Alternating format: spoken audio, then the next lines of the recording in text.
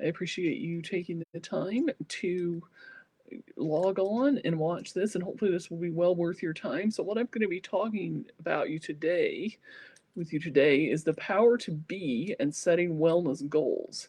So, today we're doing this on January 3rd, 2023. So, it's the third day of a brand new year. And the reality is that a lot of us are setting our New Year's resolutions, if you will, or we're setting our goals. And, we're all pumped up and excited to make a lot of things happen.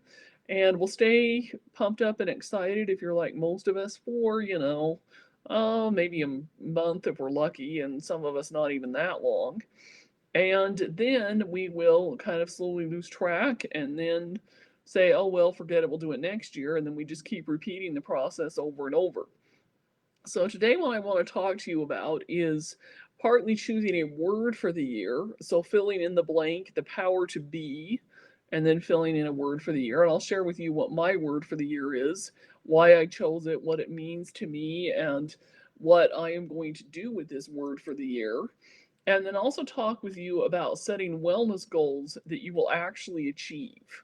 Because I am happy to say that for the first time in quite a few years, I have always, like a lot of people, set a goal to, lose some weight or reduce my weight. I like to say, just be lighter. I have done that every year, and this is the first year that I've actually made substantial progress on that.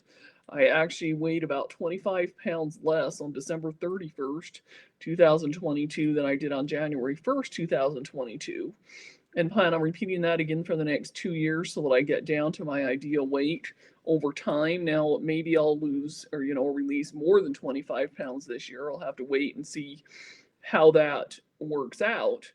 But I actually did achieve that wellness goal that I set for myself. And I feel like I am doing a lot better when it comes to my Hashimoto's and my autoimmune condition. I feel like that's much better under control. Just in a lot of ways, I feel a lot healthier and feel like I'm really starting to achieve a lot of my wellness goals. And so I want to share with you how to set effective wellness goals and really even effective goals in general, and how to make sure that those goals actually happen rather than just setting the goal and then it doesn't actually happen. Okay, so for the first part of this, the power to be, I want you to fill in a blank with a word for the year. So for me, I have chosen to have my word of the year be adventurous. So I'm saying I'm having the power to be adventurous. Now, what exactly does that mean to me? Why did I choose it? And how am I going to make that happen? Well, for me, the word adventurous means being full of life, having new adventures, trying new things, stepping outside of your comfort zone, getting outside the box that a lot of times a lot of us have all created for ourselves, that kind of thing. And so for me, what that means is I'm going to do a couple of things to embrace and live this word adventurous throughout the year. So one thing I'm going to do is I'm going to set up some kind of an additional adventure for myself at least once a month. And that might be something a little bigger, like I might actually go on a trip and travel somewhere and go visit someplace, like a new city or state that I've never been to. Probably not a new country. I don't have international travel on my list for this year anyway. I'm actually planning an Alaska cruise that leaves from BC, Canada in May of 2024. And with that one, I have never been to Canada, so I'll be going to Canada for the first time next year. But this year, unless something drastically changes, I'm not planning to do international travel, but I definitely probably will check out at least one or two new cities or states that I've never checked out before. And that could be an adventure. Also, an adventure could be trying a new kind of skill or class, could be trying a new food that I've never eaten before. In other words, I will do something new that I consider some sort of an adventure at least once a month. And some of those adventures will be a little bit more impactful and a little bit more of a bigger deal than others. But, at least once a month I will do something like that.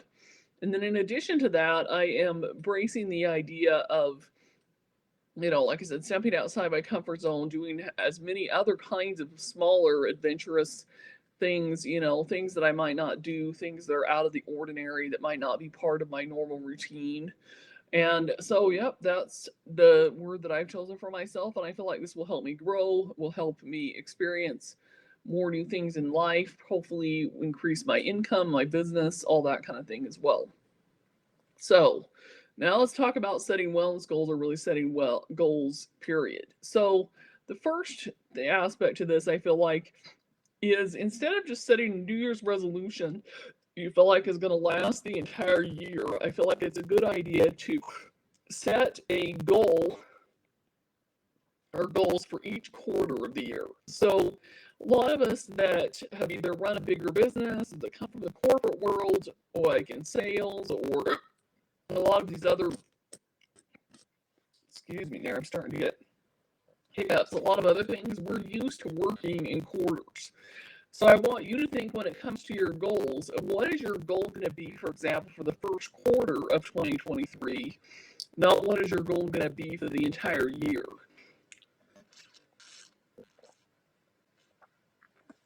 And I think that this can make things a lot easier, can make things a lot more manageable.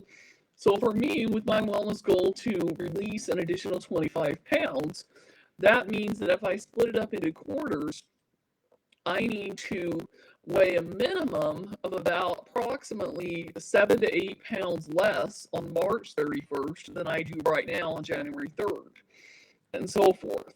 So, and ideally, maybe I do more than that. So maybe my first quarter goal is that I reduce my weight by 10 pounds for the first quarter. So you want to think and split it up there, and then also develop real clear action plans and action steps that will help you get to that goal. And if you're not sure what the action steps or action plan should be, then seek out some advice, maybe find an accountability partner or coach, somebody to help you figure out what you need to do. If you're over here at A and you want to get to Z, what different things do you need to do in all those different parts in between? And if it's a health and wellness related goal, as a health coach, I'm absolutely happy to help you with that. I do offer free discover your consultation consultation calls, so please reach out and let's have that conversation. Also, and I will put the link in here as well, so that hopefully you can find this. I guess, yeah, I'll probably have to put it, I guess, in the comments or link description. I'm experimenting with a new platform here, and so those of you watching the recording will see the link to actually apply for a free consultation or discovery session with the description. And anyhow, so I'm happy to help you with that. So that's the other thing. The other thing you want to do is you want to make sure you have what they call a why that will make you cry, or the reason behind why you've set that goal is big enough. So for me, I feel like one of the reasons why I never really reduced my weight before this last year was that even though I knew I was overweight and I knew that, it affected my appearance and, probably my health, different things like that, I never really had any significant health issues that were being impacted by my weight. And I didn't honestly really have a big enough reason or a big enough why I felt like I needed to reduce the weight, other than the fact that I thought it would be cool or nice to be skinnier and be able to get new clothes and how improve my appearance, that kind of thing. And then my world kind of shattered this last year when in March I had to have knee surgery, and it was really a wake-up call that a lot of this extra weight is causing me a lot of my knee pain and that kind of thing. And so, that really woke me up and became a much bigger why behind I had reasoning behind having the goal to lose the weight. So you've got to have a big enough why. You've also got to have, a big enough motivation to do the goal, and ask yourself, why are you doing this goal? And is it really your goal, or is it the goal that your spouse, your boyfriend, partner, sibling, parent, boss, somebody else put on top of you? Because if somebody else has really created the goal for you and you haven't created the goal yourself, then, well, it doesn't really matter because you're not really going to go after that goal. Then last but certainly not least, the goal's got to be really specific and concise.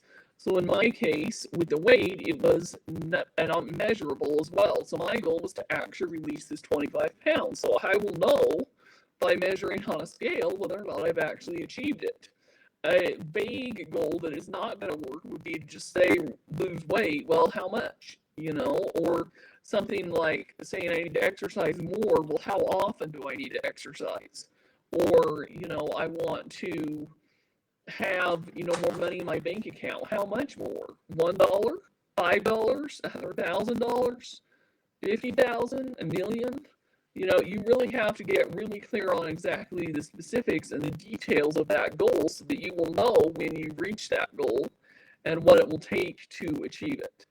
So anyhow, I'm not going to continue rambling on. I know we're all busy so for a long, long time, but basically these are just some of the things. So if you would like to share with me in the comments with this, or you can even reach out to me privately and tell me what your word for the year is and what are you embracing in the power to be throughout this year. And I would be more than happy to cheer you on, keep track of it, to try to motivate you and help you, assist you in actually becoming that thing this year and reaching your goals, and more specifically your health and wellness goals. So take care. Have a great rest of your evening, everybody, and I will talk to you next Tuesday. I am aiming to do these lives every single Tuesday at the same time as much as possible. I might throughout the year probably have a time or two where it might not quite happen right at the same time, but I'm aiming for that. And take care and talk to you later.